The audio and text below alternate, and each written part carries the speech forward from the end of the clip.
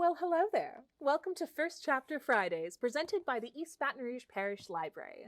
Every Friday, we'll read the first section of a teen book and then challenge you to read the rest. Today, I'm reading Little Blog on the Prairie by Cathleen Davitt Bell. At first, it felt like a normal family vacation. There was the late-night packing, the airport breakfast, the fighting with my little brother over the window seat, the chewing of 3 pieces of gum as the plane took off so my ears wouldn't pop. But there was nothing normal about the camp director, Ron, who met us at the baggage claim in Lorain, Wyoming. Tall and gaunt, he was wearing a black felt hat, a roughly woven shirt, and boots he could have borrowed from his cousin Frankenstein. Back in 6th grade, I had to do a report on the Amish, and Ron looked like one of them. Except the Amish usually drive buggies and make pretzels, and Ron was holding a sign that said, "The Welsh Family." That's us. As if he were some kind of celebrity limo driver gone wrong.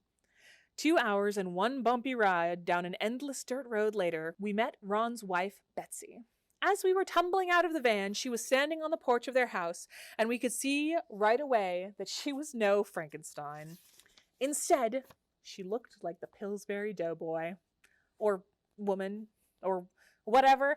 There were blonde curls poking out from beneath her bonnet. Her cheeks were red like they'd been scrubbed, and in her long, light brown dress and flowery apron, she could have been one of those women who work at the historical places you go to on field trips. You know, they show you all the spinning wool or the baking bread, and you can see underneath their dresses they're wearing sneakers and sweatpants. "Welcome," Betsy called from the porch, "to the year 1890. And that's when it hit me. Those women who work at the historic field trip places, Betsy wasn't one of them. These weren't costumes she and Ron were wearing. Their clothes were for real. And in about 5 minutes, all of this would be real for me too. My mom and I had the biggest fight of my life when she told me we'd be going to Frontier Family History Camp, this place in the middle of nowhere where you live with your family in a 1-room cabin. You work all the time doing housework and farm stuff.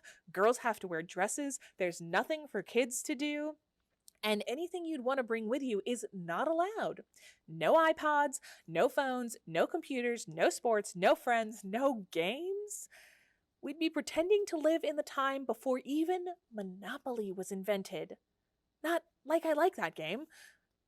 At the end of the argument, which I guess it's pretty obvious I lost, I stood at the top of the stairs and looked down at my mom over the banister and shouted, "It's not fair! You can't make me go!" My mom shouted right back, "Genevieve, you will thank me later." Have you ever noticed? When people say that you will thank them later, you never do.